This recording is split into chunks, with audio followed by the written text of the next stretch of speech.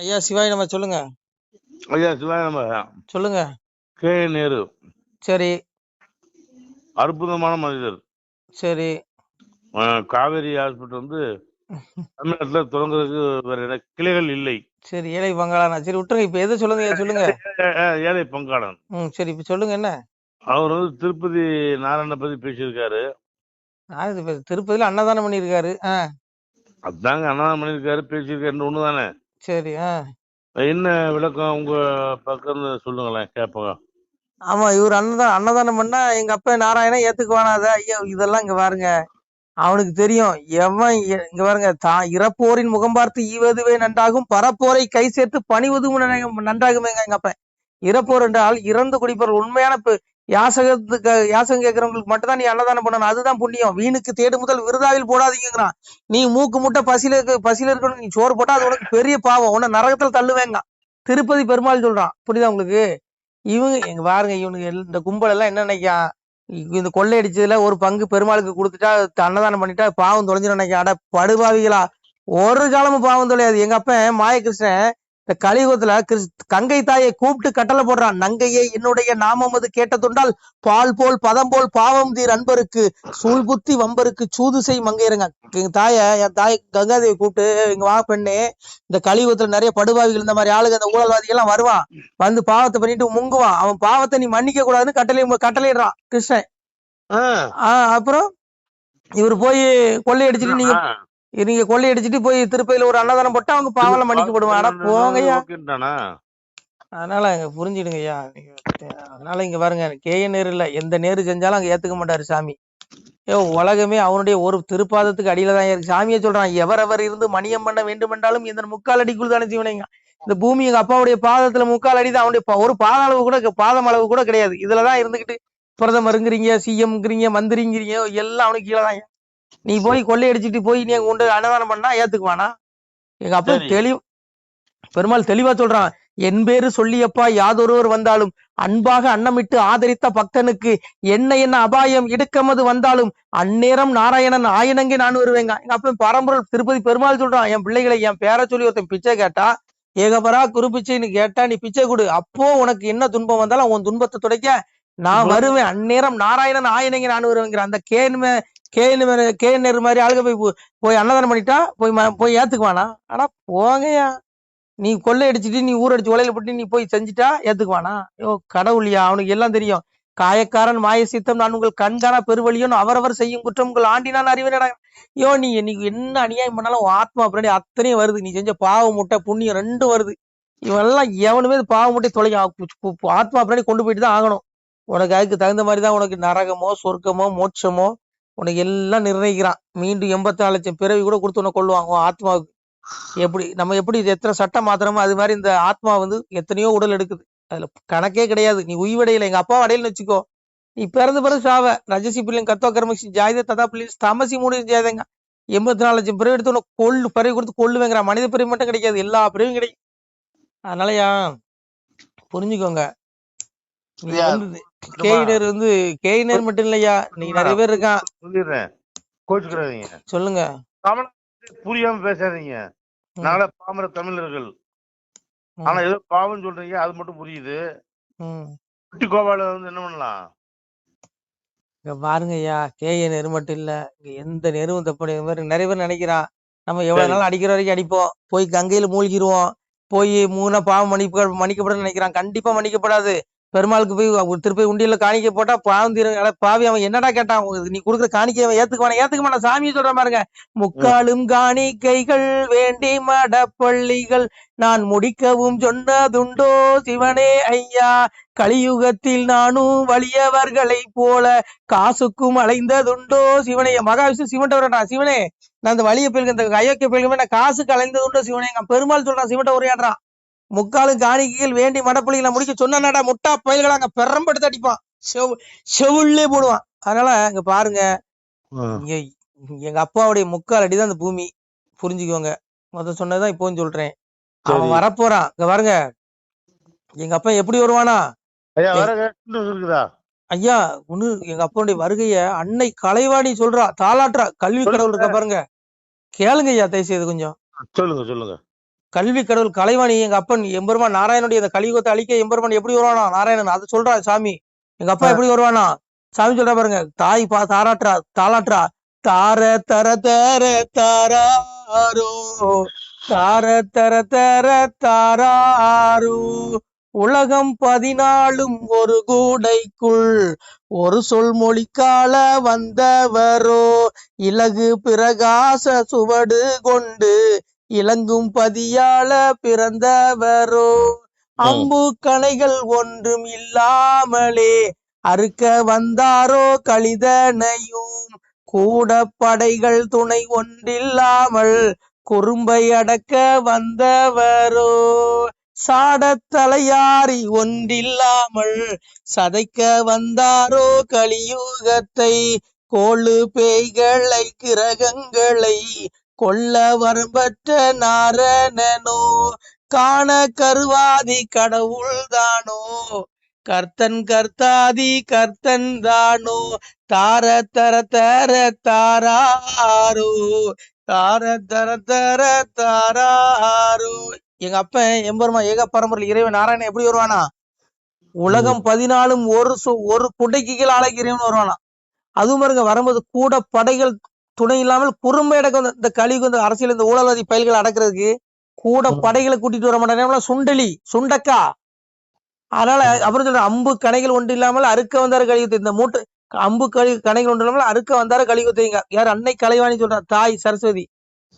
இந்த கலியுகம் மூட்டை பூச்சிகளை நசுக்கிறதுக்கு இந்த மூட்டை பூச்சிகளை நசுக்கிறதுக்கு அம்பு கணை ஆயுதம் ஒன்றும் தேவையில்லைங்கிறான். இறைவன் அதை எடுத்துட்டு வர மாட்டானா. பிரம்மமா இருந்து இவனுக்கு எல்லாத்திரம் பேரையும் காலி பண்ணி நரகத்துல கொண்டு தள்ளுவானாம். தாய் சொல்ற சாமியா தான் சொன்னான் பெருமாளா தான் சொல்றான். இறப்ப வடிவாய் இருந்து கலிதனையும் பரபிரம்மமாய் நின்று பக்தி சோதித்தே நாம் எங்கும் இருந்து எரிப்போம் கலிதனையும் சங்கிலிருந்து தான் வளர்ப்பேன் நண்பர்னு எங்க அப்பன் சொல்றான். பகவான் பரம்பொருள் எம்பெருமான் நாராயணன் சொல்றான். இறப்ப வடிவாய் எங்கும் இருக்கிறேன் பரபிரம்மனா இருந்து இந்த கலியுக படுபாவிகளை அழிச்சு அவ்வளவு பேர் நரகத்தை தூக்குறேன். சாதுக்களாகி என் பிள்ளைகள் நல்ல பிள்ளைகளை அவருடைய ஆத்மாவுக்கு நான் மோட்ச வீட்டுக்கு கூட்டு போறேங்கிறான். அதனால இங்க பாருங்க அந்த கேயினர் மாதிரி இன்னும் நிறைய பேர் இருக்கான். பண முதலைகள் இவங்க எல்லாம் தப்பவே முடியாதியா. கூட படைகளை கூட்டிட்டு வர மாட்டாரு இந்த கும்பலை குறும்பு அடக்கிறதுக்கு. தன்னந்தனியா வருவார சாமி. மறைப்பொருளா இருந்தா செஞ்சுட்டு தான் இருக்கான். உடல் அழிப்பான். ஆத்மாவை கொண்டு போய் கொன்னு நரகத்துல குழி தோண்டி முக்கி போடுவான். ஆக்கினே உண்டியா 1000 ஆண்டு நரகத்துல இருக்க வேண்டியிருக்கும் அந்த கும்பல்லாம். இவனுக்கு என்னமோ நினைச்சுக்கிறான் செத்து போனா முடிஞ்சிருது. அதனால இருக்கிற வரைக்கும் எவ்வளவு கொள்ளையடிப்புன்னு நினைக்கிறான். அடப்பாவி செத்துக்கு பிறகு மறுமையில தாண்டா உனக்கு ஆரம்பிக்குது உன்னுடைய கண்டமே. இவங்களுக்கு ஆத்ம சிந்தனை இல்லாத கூட்டம். இதுகளுக்கு ஞான உபதேசம் என்னன்னே தெரியாது. விட்டுருங்க. அதனால அன்னை கலைவாணியை சொல்றான். எங்க அப்பா எப்படி வருவானா இலகு பிரகாச சுவடு கொண்டு இலங்கும் பதியால பிறந்து வரான். எதா தித்தியகதம் ஜெகத்பாசி தேசம் சந்திரமசி எத்தாக்கம் தேஜவதி மாமகம்ங்கிறான். அதாவது இறைவன் எங்க அப்பனுடைய சொரூபம் அவனுடைய ஒளி எப்படிப்பட்டவனா அவனுடைய தேஜஸ் எப்படியா 1000 சூரியர்கள் ஒரே நேரத்தில் இந்த ஆகாயத்தில் உதித்தால் எவ்வளவு பிரகாசம் இருக்குமோ அதை விட பிரகாசமானவன் அவன். எப்படி ஒரு சூரியனே கண்ணுல பார்க்க முடியாது. அவன் 1000 சூரியனுக்கு மேல பவறான். அதான் சொல்றான்ல சூரியனிடத்தில் உள்ள எந்த ஒளி உலகம் அனைத்தையும் பிரகாசிக்க செய்கிறதோ மேலும் சந்திரனிடத்திலும் நெருப்பினிடத்திலும் எந்த ஒளி உள்ளதோ அது என்னுடைய ஒளியை என்று தெரிந்து கொள்ளுங்க. சந்திரனுக்கு ஒளி எங்க இருந்து வருது எங்க அப்பாட்ட இருந்து. சூரியனுக்கு ஒளி எங்க இருந்து வருது எங்க அப்பா கிட்ட இருந்து. அப்பாவை தேடுங்க ஐயா மோட்சத்துக்கு வெளியே தேடுங்க. இந்த அரசியல்வாதி பயில்களை பார்க்காதீங்க எல்லாம் கர்மம். அவனுக்கு என்ன பண்றேன்னு தெரியாம அலைஞ்சிட்டு இருக்கான். ஆத்மாவை தேடுங்கடா. நாய் பன்னி கோழி நாயின்னு 84 லட்சம் பிறகு கொடுத்து உங்களை கொல்லுவான்டா. இந்த ஆத்மாவுக்கு திருந்துங்கடா. இது மனித பிறவி அரிய வாய்ப்பு. 7 வாய்ப்பு கொடுக்கப்பட்டிருக்கு. நீ இது 7வது பிறவியா கூட இருக்கலாம். 6 பிறவி அறியே உன்னை நினையாமல் தூருமிக பேசி தொழாத பேர் ஆனாலும் 7ஆம் பிறவியில் எல்லளவு நினைத்தாலும் வாரி அனைத்து வைகுண்டம் ஈவோனை. எங்க அப்பன் கருணை கடல் 6 பிறவில நீ அவனை கண்டபடி கெட்ட வார்த்தையில பேசினாலும் கூட உன்னை மன்னிச்சிருவான். 7வது பிறவில நீ எல்லளவு நினைச்சாலும் உனக்கு மோட்சத்தை கொடுத்துறான். இந்த 7 வாய்ப்பை நீ தவற விட்டுட்ட நீ நாசமா போய் நரகத்துல விழுந்து சாவுவீங்கடா. அதுக்கப்புறம் உன்னுடைய ஆத்மா 84 லட்சம் பிறவி இந்த பூமியில பிறவி எடுத்து கண்டபடி சாகும். உய்வடைய முடியாது. ஆத்ம விடுதலை வேணும். இந்த ஆத்மாவை விடுதலை கொண்டு போயிருங்க. மோட்சங்கிற வீட்டுக்கு கொண்டு போயிருங்க ஐயா. நமச்சிவாய. சிவாய நம. திருச்சிட்டம்பலம் தில்லையம்பலம் பொன்னம்பலம். சிவாய நம.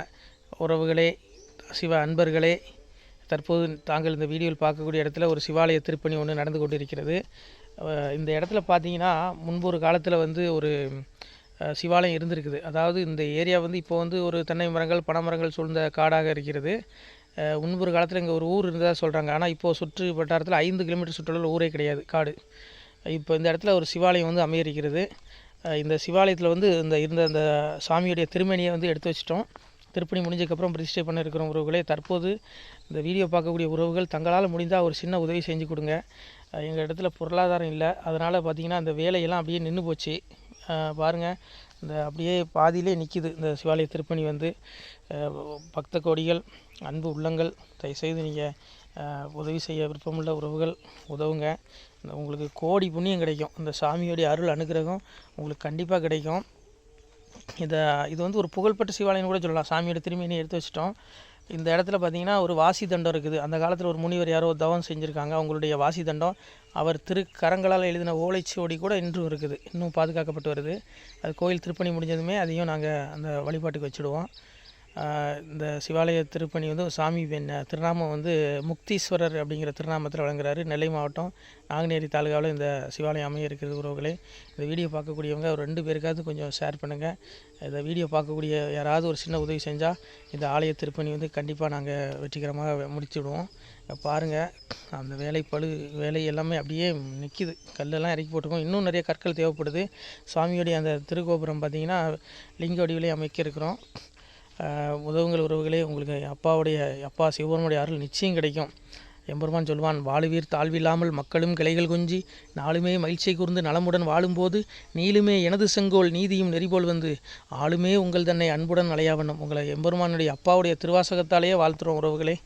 ஆணுடன் பெண்ணும் பெற்று அதிகமாய் செல்வமாகி தானுடன் நினைவுமுற்று தர்மமும் நெறியும் கற்று வேணும்னில் காலமெல்லாம் வெள்ளியருடனே வாழ்ந்து போனுதல் கமலநாதன் பொற்பதம் பெற்று வாழ்வீர். அந்த ஈசனுடைய பொற்பதம் நிச்சயம் கிடைக்கும். உங்களுக்கு இகத்திலும் சுகம், பரத்திலும் சுகம்.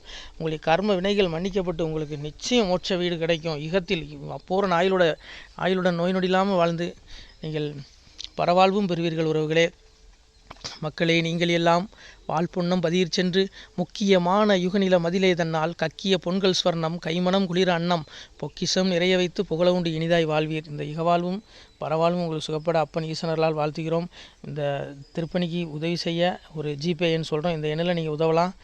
நீங்கள் இந்த எண்ணிலேயே நீங்கள் தொடர்பு கொள்ளலாம். ஜிபே, ஃபோன்பே, வாட்ஸ்அப் எல்லாம் இந்த நம்பர் தான். 93 85 44 31 06 93 85 44 31 06. இந்த எண்ணில் நீங்கள் உதவலாம், தொடர்பும் கொள்ளலாம்.